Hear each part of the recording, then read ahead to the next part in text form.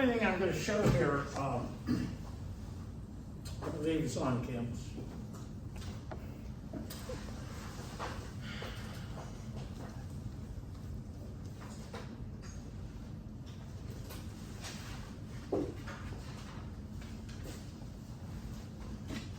So last time we were talking about programming FPGAs.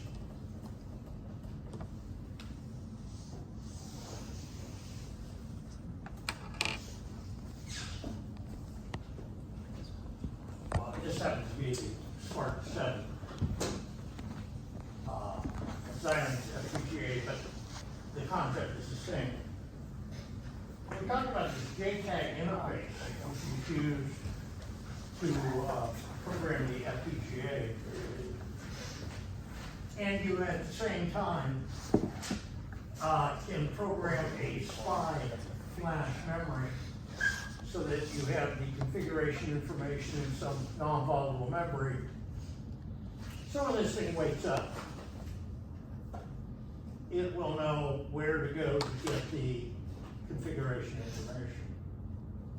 And we had these three mode pins here that would be telling the FPGA what the source of the configuration data is. So I want to talk a little bit about this JTAG interface. We're going to be looking at JTAG in its original context a little bit later on.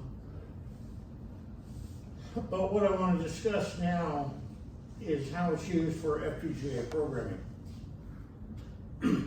JTAG was originally developed as a means of testing boards and integrated circuits. And it was shortly thereafter that people said, hey, I could use this to program FPGAs. So there's this document on campus, configuration of readback of Vertex FPGAs using the JTAG boundary scan. Boundary scan is something we're going to talk about in a future lecture. JTAG stands for the Joint Test Analysis Group. This was a consortium of companies that got together and said we need to come up with some standard we'll agree on, a protocol for testing boards and stuff like that. And it ultimately developed into an IEEE standard. In this case, it's IEEE standard 1149.1. In a future lecture, we're going to be looking at the architecture required inside the chip to support JTAG. This shows on this FPGA 4 pins that are associated with JTAG, but there's internal resources in there also required, and we'll take a look at those later. One of the resources inside a chip that can work with JTAG is something called the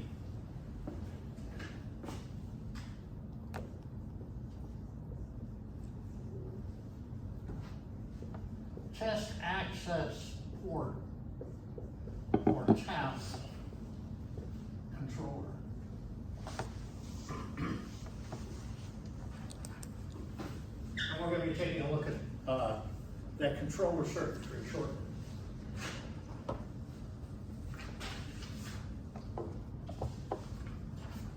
JTAG has a number of different inputs and output pins.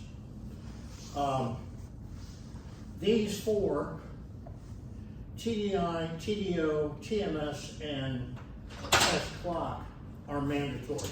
You have to have those. So you can get by with as little as 4 different lines on JTAG. The data that JTAG is going to work with is serial data. So you have TDI, test data input, TDO, test data output, test mode select, and a clock. And these are described down here below. Now the test access port controller, the tap circuitry, is actually a 16-state Moore finite state machine. And there is the state diagram.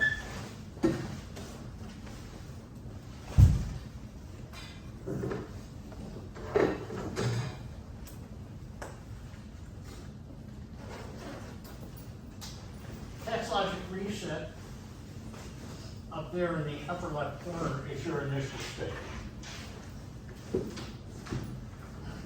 Now, before we take a look at this in some depth, you'll see that there are two columns of the states. And if you look at the state labels, they're the same, except these are all dash DRs, and these are all dash IRs. Outside of that, the labels are the same. Notice also that the next states are the same in both columns. Shift DR, 0 input, takes you back to the same state. Shift IR, 0 input, takes you back to the next state. Exit 2 DR, a 0 takes me to shift DR. Exit 2 IR, a 0 input takes me to shift IR. So you see a lot of symmetry here.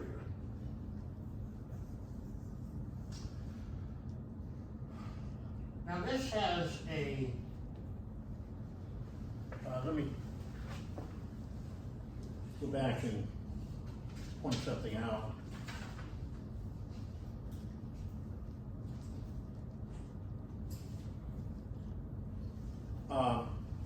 Test mode select, that one bit.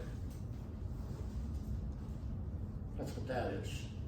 It's the input to your finite state machine, TMS. Now this has a unique way, somewhat clever way,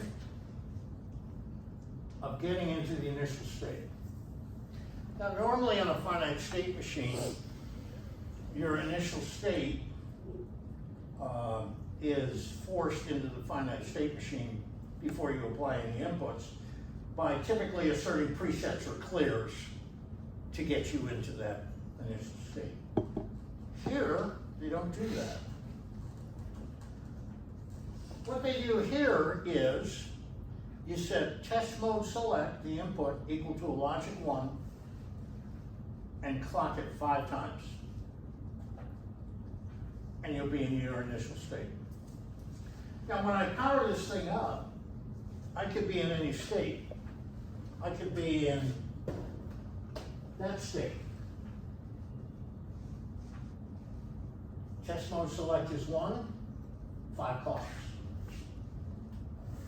First clock. Second clock. Third clock. Fourth clock. Fifth clock. Doesn't matter what state you start in. Test mode select is the logic 1, 5 clocks. You're going to be in test logic reset, the initial state. So this is kind of a unique way of getting finite state machine into the initial state, as opposed to asserting presets and clears, which would be the normal way that you would do that. Okay, so what I want to do is go through those steps and see which states I would visit in the finite state machine state diagram.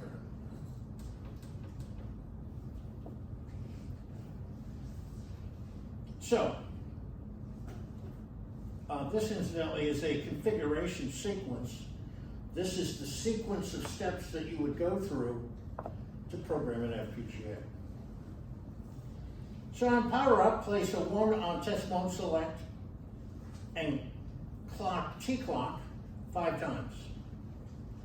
So it shows you over here what TDI, test data input, would be set equal to, what test mode select would be equal to, and the number of clocks. So it doesn't matter what test data in is. Test mode select is 1, 5 clocks. And that gets you into the initial state test logic reset. Second step, you want to move into the RTI state, which says that I put a 0 on test mode select and give it 1 clock. 0, 1 clock, I'm in run test idle, RTI. Move into the select IR state. Test mode select is 1, 2 clocks. Or 1 clock, 2 clocks. I'm in select IR state. So you see how this procedure is working. It's telling you which states that you're actually going to. Now, you can follow this all the way through. I want to draw your attention down here to step 8. You were in the select DR state. You want to go to the shift DR state. So you put a test mode select as 1 and 2 clocks.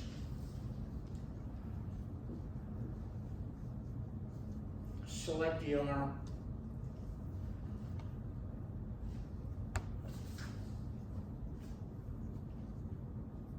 Oh, enter the shift DR state. So I'm in select DR.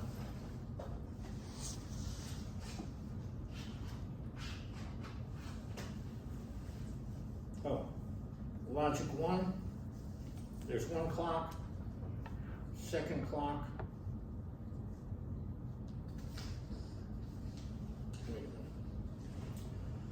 Enter the select GR state. So after step 7, I'm in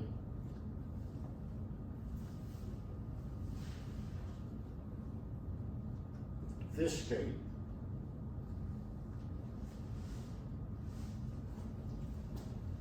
Enter the shift DR state.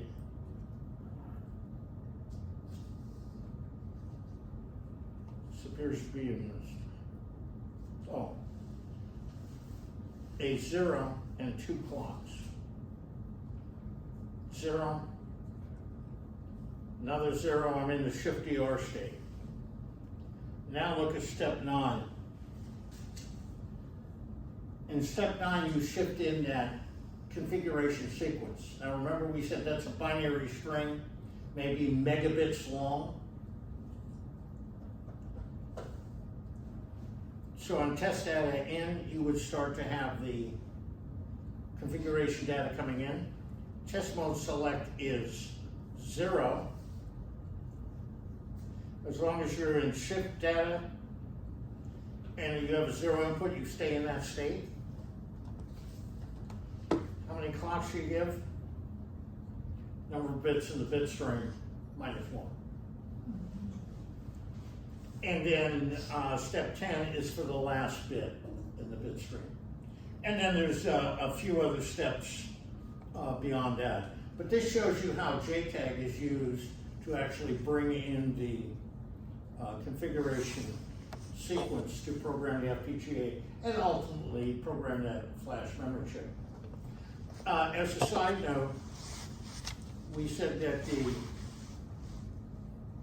JTAG interface had a mandatory 4 pins: test data in, test data out, test mode select, and test clock.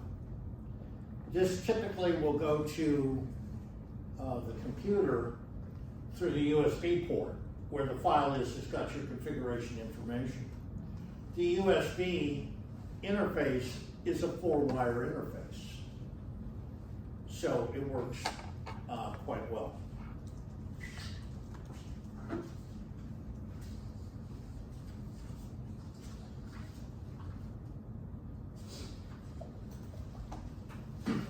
fact, there's a special cable that's used for this purpose. This has got the spacing so that you can slide that over 4 pins on your printed circuit board. If you have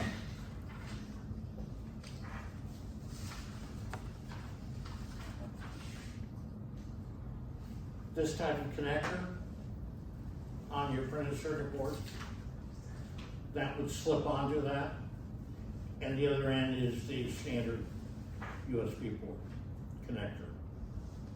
So there are special purpose cables that you can buy to facilitate this.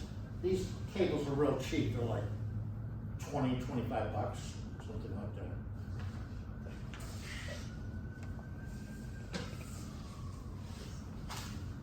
that. Okay. So now,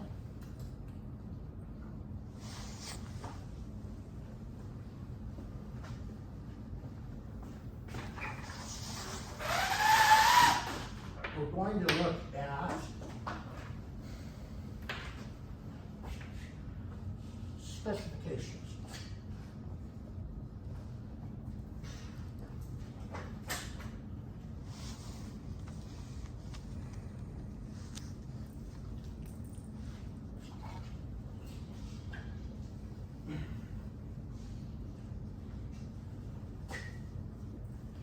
Important thing is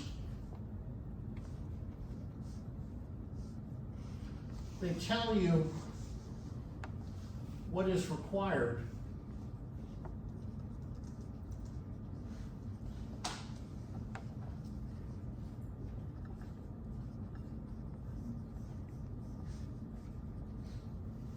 not how to do it.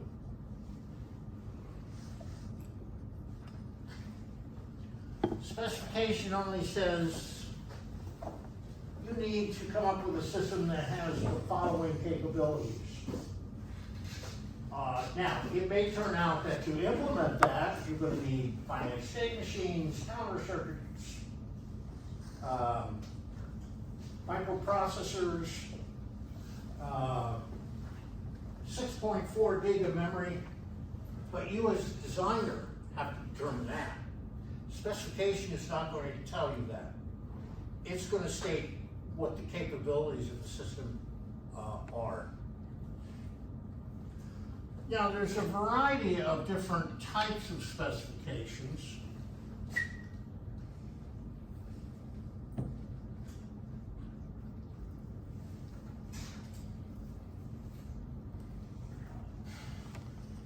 There's the system spec. There's a hardware spec. And we're going to assume this is for some microprocessor-based project. So you will have a software spec.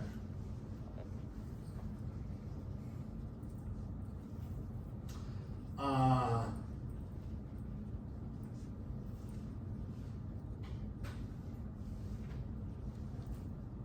have a documentation spec, and I'm going to put an asterisk there.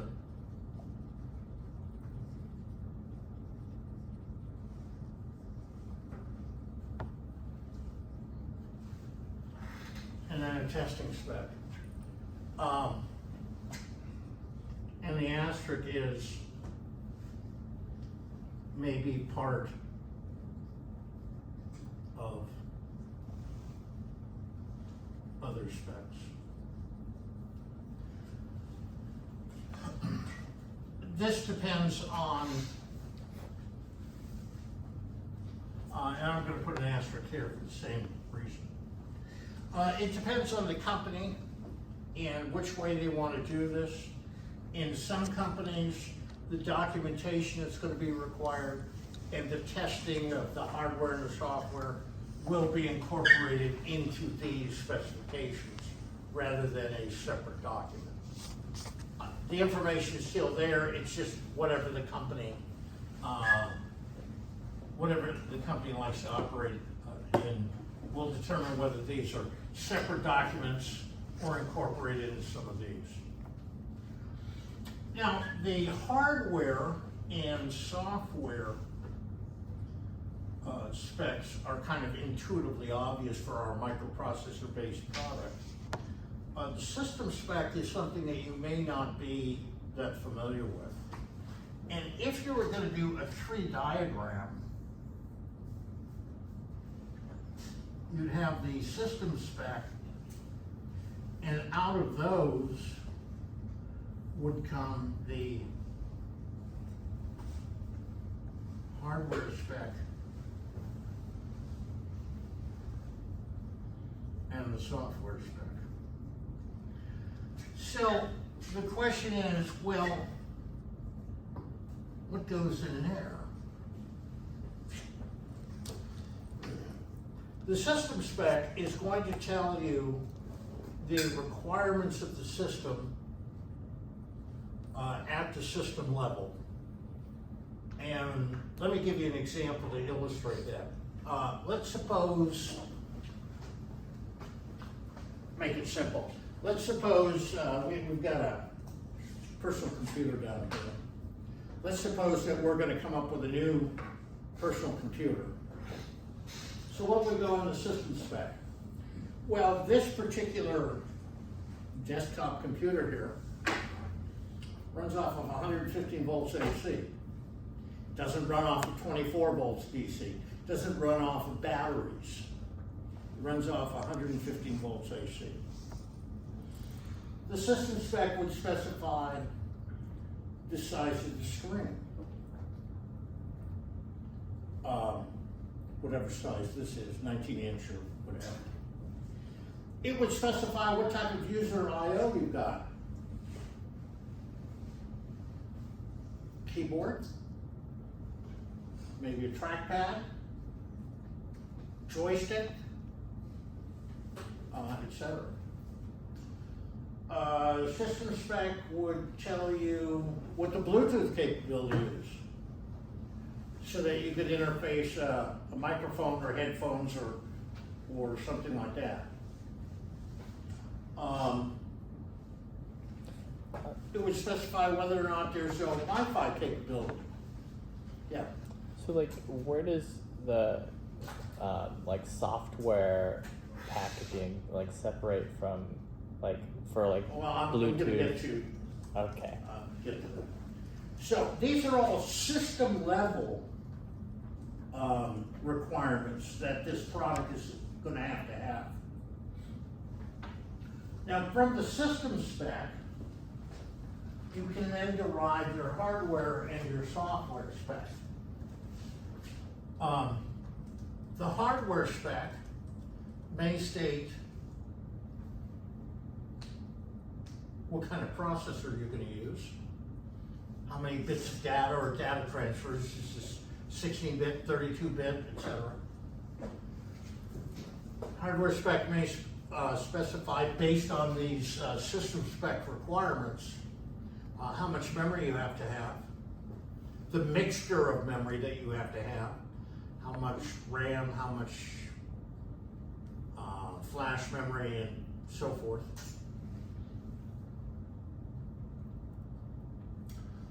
The system spec may specify an operating system, may specify what language application software will be written in.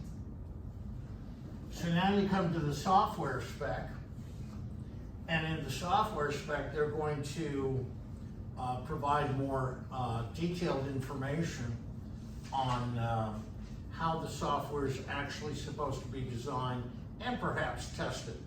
And that's why I'm going to do this with dashed lines.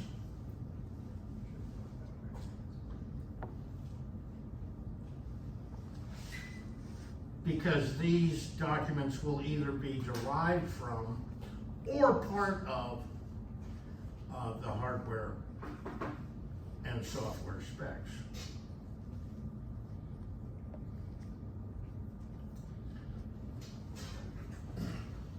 So as we said, this is going to tell you what's required.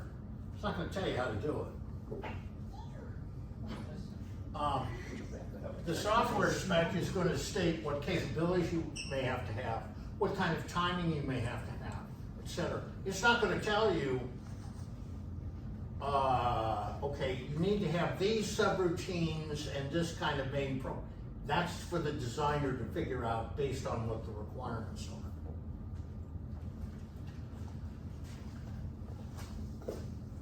Let me talk now about the test spec.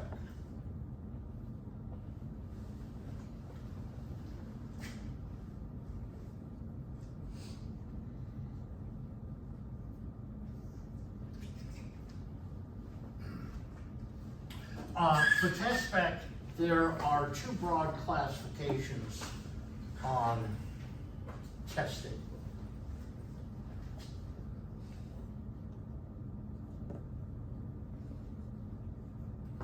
One is functional testing. That will specify what kind of test do I actually have to run to verify that this system was designed correctly.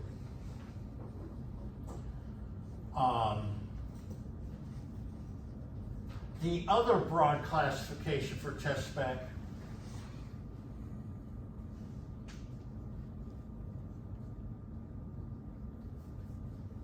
are environmental tests.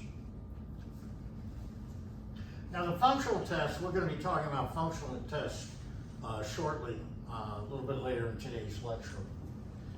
But I want to talk a little bit about the environmental test. The environmental tests depend on what the intended use of the system is, which of course is going to be defined up here in the system spec. So when I'm talking about environmental tests, here's some of the things I may have to worry about.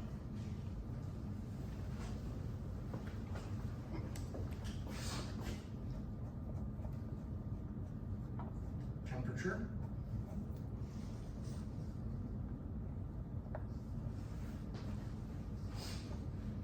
Humidity. These may not be much of a factor if we're building a personal computer that's going to be used in an office environment. But what if this microprocessor-based system is going to be operating in some of the jungles in Thailand? Well, now temperature, specifically high temperature, and humidity are an issue. If this is supposed to operate, say, at a research laboratory, perhaps outside in Antarctica, high temperature is an issue, humidity probably is not. Again, system specs will tell what is the operational environment that you're going to have to contend with on the product.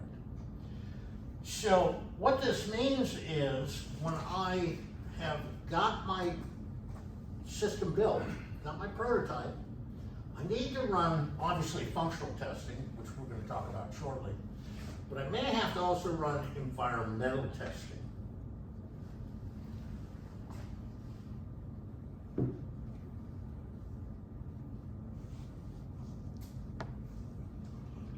Radiation testing.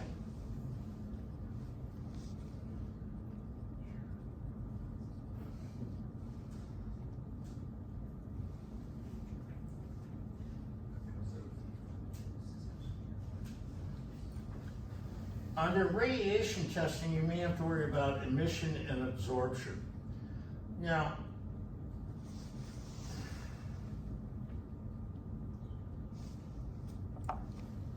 is that an S or T? Absorption. Yes. It's for, It's ABSORPTIONS. oh, okay. Absorption. English majors. Let's talk about, okay. I have an electric wire, and I'm sending some current through it, and that's going to cause electromagnetic radiation around that particular wire. If you have kitchen appliances, for example, you will see quite often on the back some sort of label that says this complies with FCC Part 15 requirements for radiation. That would be an example of emission. you would actually put this thing in some sort of anechoic chamber and measure what kind of frequencies are being emitted and what the intensity is. Now, as far as absorption is required, that may be nuclear. Years ago, when I was working for the LDEC Corporation, we built power switching amplifiers that are used on Tomahawk cruise missiles. And the cruise missile may have to operate in a nuclear battlefield environment. It turns out that circuitry, op amps, transistors, and so forth, change behavioral characteristics when they're subjected to nuclear radiation. So we had, and it was classified secret, the radiation intensity. We had to verify that our circuit would still perform in the given nuclear environment. So we had to do absorption testing.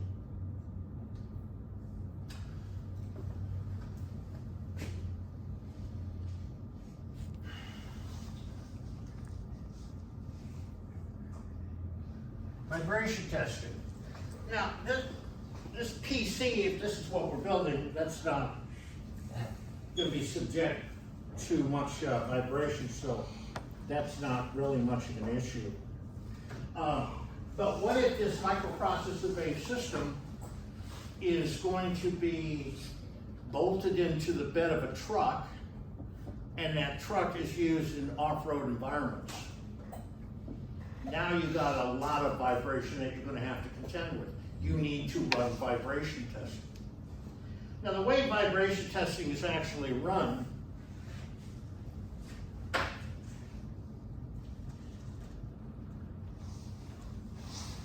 they call it a shaker table. It's just a table. And you bolt your system onto the table. And then this is driven by a sinusoid. And the magnitude of the sinusoid will determine how much forward and back this table moves with your system bolted onto it. And the frequency determines how fast.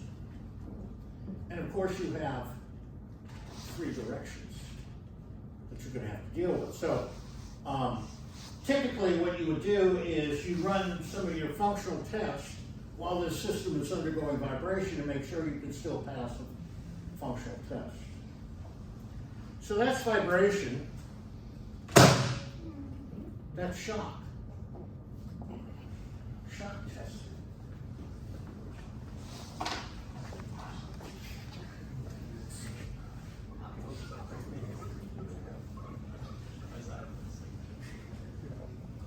So my PC here, I'm probably not gonna, that I'm designing, it's not gonna go to shock.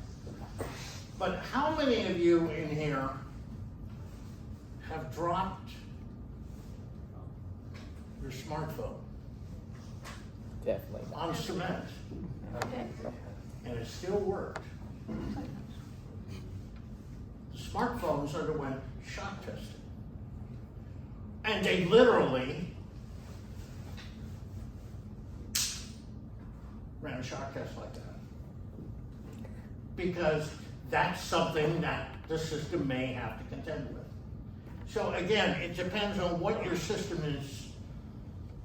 The operational environment will determine which of these environmental tests you're going to have to run. Okay? Now, you're the hardware designer. In fact, you're the project engineer. That means you're going to be responsible to make sure all of those tests are run and you can pass them before it goes into production. So you may be the lead digital electronic designer, nevertheless, you will get involved in some of these environmental tests. Temperature testing, you literally will put the system into a commercial oven or into a commercial freezer and run functional tests to see if it has.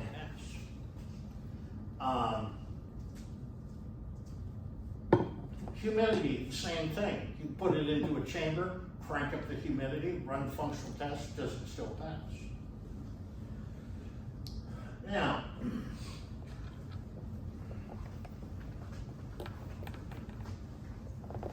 every test that you run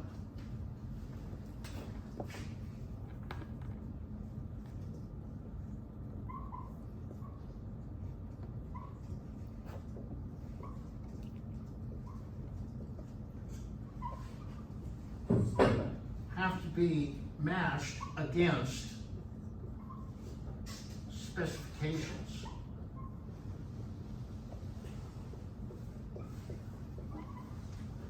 Chapter and verse.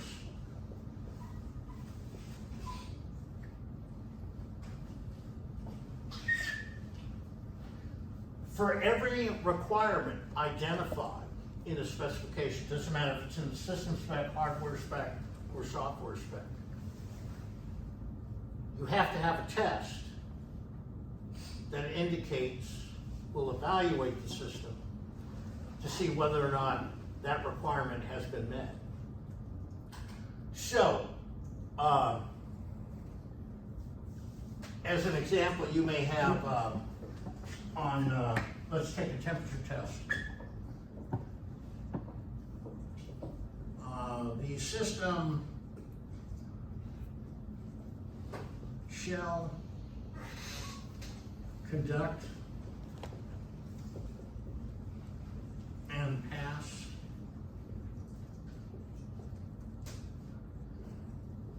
functional test 3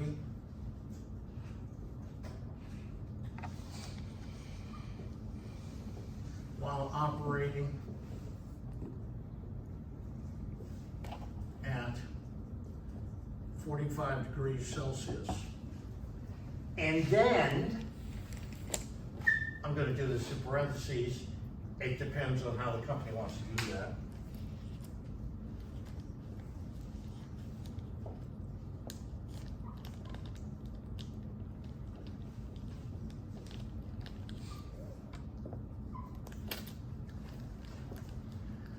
This is a requirement in the system spec.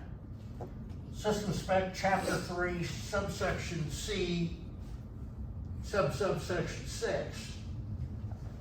So I can map this test to a specific requirement in here to indicate whether or not, to evaluate whether or not your design system meets that specification.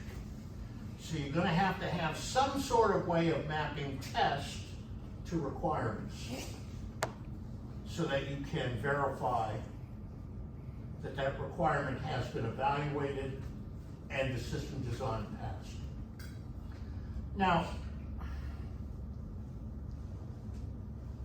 I do want to bring up the issue of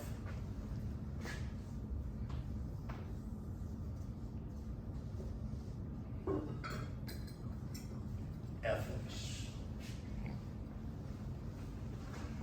So you're going to have to listen to one of my war stories. I was working for someone's friend, Data Control. I was principal engineer. I was also a product engineer for one of their product lines. These were back in the days when you have the 3.5-inch disk drives. And what we built was ruggedized 3.5-inch disk drives for the aerospace industry, Boeing and Airbus. What would happen is there would be data that was collected as the plane was flying. And there were these disk drives where the maintenance personnel could then insert a disk, download the data that was being taken while the plane was flying so that they get some idea on how the system was performing, the aircraft. So these disk drives had to be ruggedized because of shock, like when the plane lands. So you can't just use a commercial one like you could have in an office environment. So this will be a top-down view. Here's the enclosure.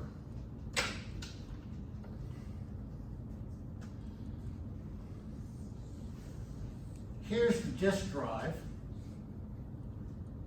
And I'm going to exaggerate this a little bit.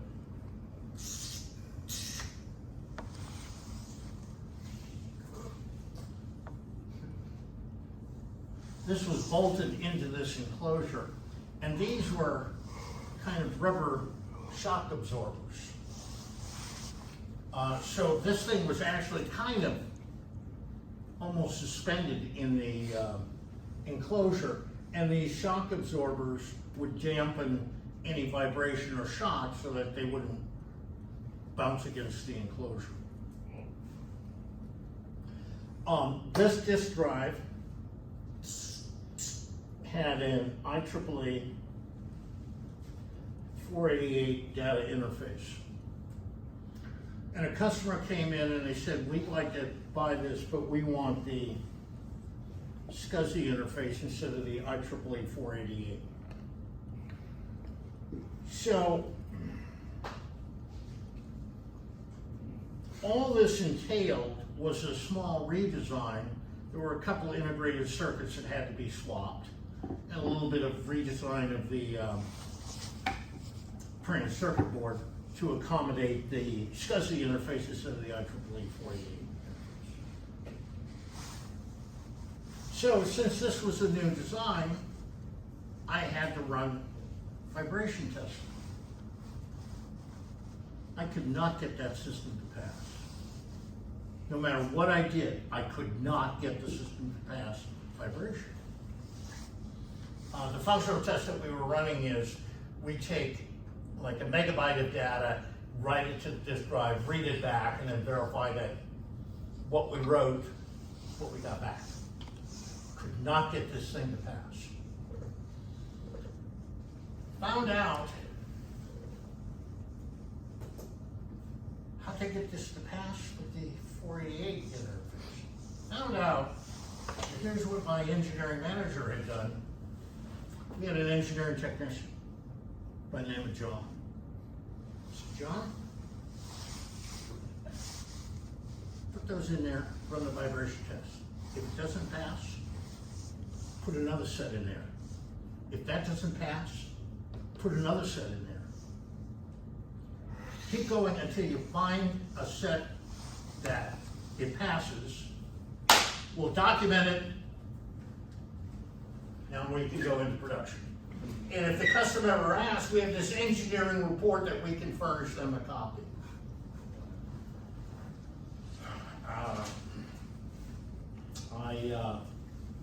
He absolutely refused to have this designed properly. 1 week later, I left the company.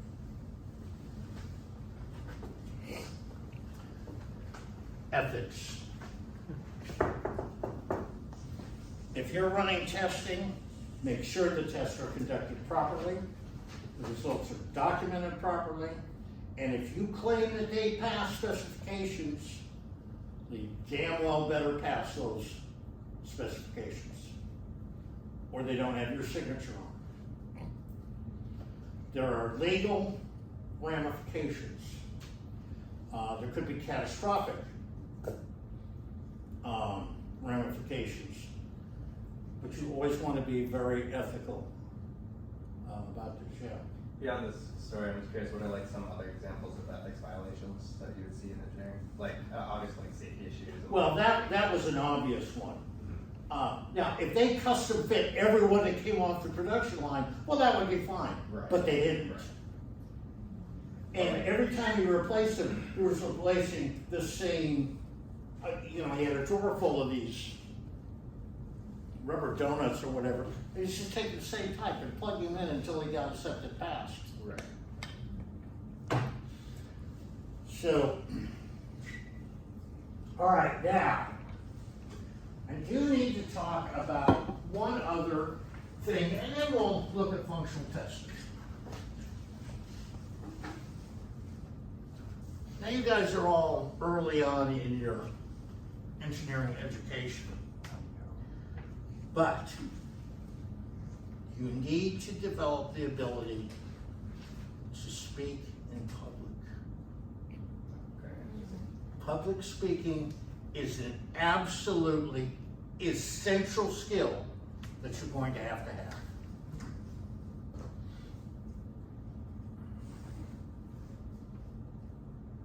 I have specifications.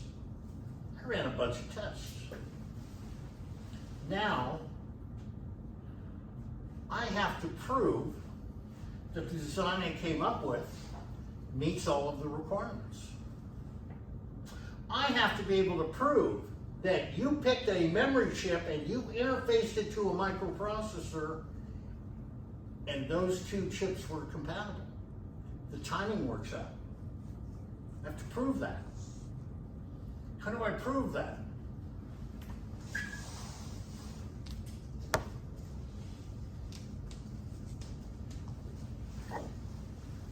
Design reviews.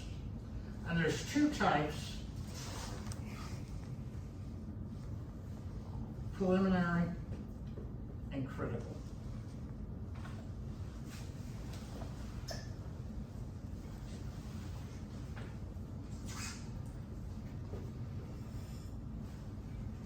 There's only one critical design review. You may have one or more preliminary design reviews.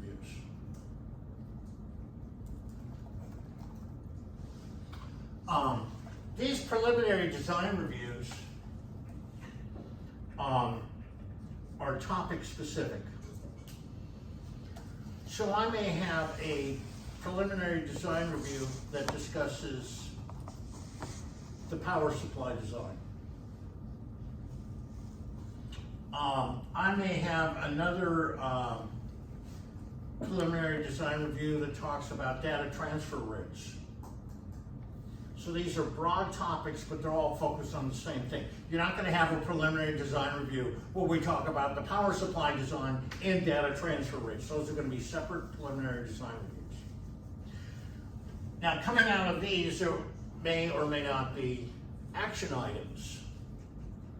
Gee, you need to go back and rerun this set of tests because we're not sure we've actually satisfied that specification. So there may be action items where people are tasked to go out and do stuff. The critical design review is one that kind of is a wrap-up. In the critical design review, you make sure that any action items that came out of preliminary design reviews have all been resolved, and there are no other issues involved. Now, that's why there's only one of these. Now, on the preliminary design reviews, this is where you're going to have to prove your design. Now, let me go to the example of the microprocessor and a memory chip, and they're interfaced together. And we need to prove that those chips are compatible. The memory chip has timing. We've seen that in the data sheets. The microprocessor also has timing. It generates an address. It generates a read signal or a write signal. You're going to have decode logic. So there's, after the address comes out from the microprocessor, there's a certain delay time before that chip enable gets asserted. So you're going to have to stand up in front of a group and go through the timing analysis that you conducted to show that your design is compatible and there's enough slack in there that it will account for manufacturing differences. What I mean by that is, let's suppose you satisfy the setup time exactly. What happens if you get a device where the setup time, the propagation delay is advanced by half a nanosecond?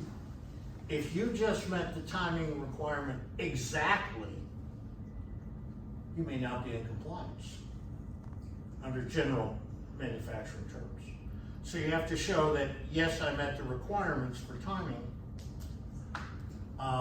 and there's enough slack in there to account for manufacturing variations in the devices that are going to go into the design.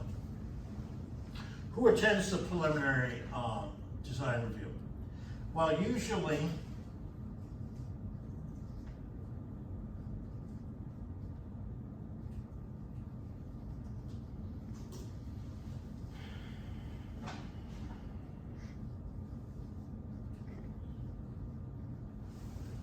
disinterested senior engineers, not uninterested, disinterested.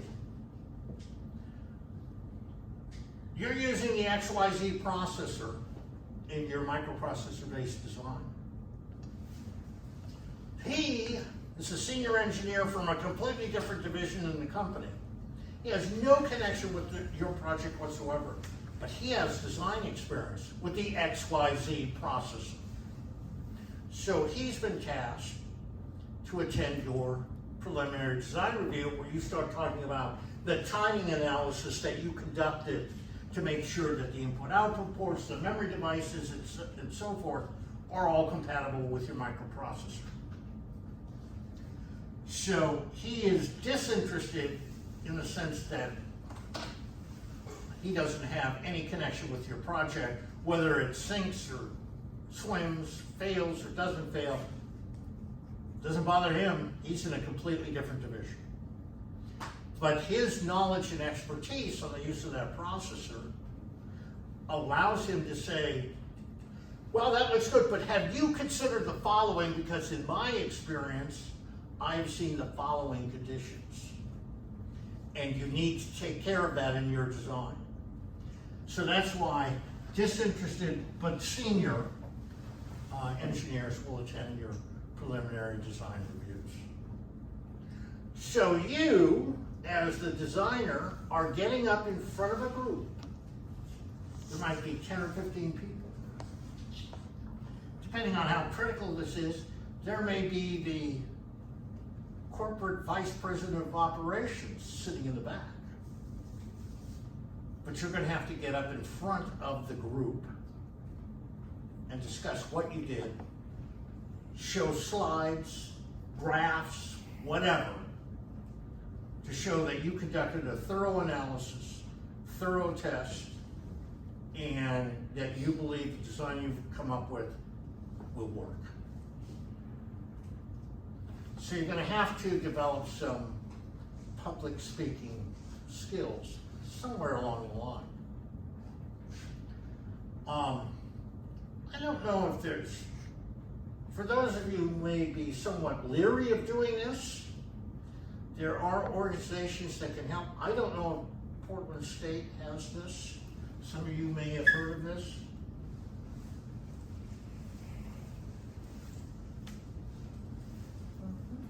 Toastmasters. I don't know if there's a chapter here at Portland State. But this is a group who's designed to develop public speaking ability among the members. And they'll assume that you come in and you're absolutely paranoid getting up in front of the group. You may be to the point where you won't even ask a question sitting in a class because you're too shy, embarrassed, whatever. And they will take you up through to where you will actually get up and give speeches on some particular topic. So I don't know if there is something like that here, but if there is, and if you don't have some public speaking ability, which you are going to have to develop, are going to participate in these, that might be something worth looking into. Let's take a 5-minute break. When we come back, we will start talking about functional testing.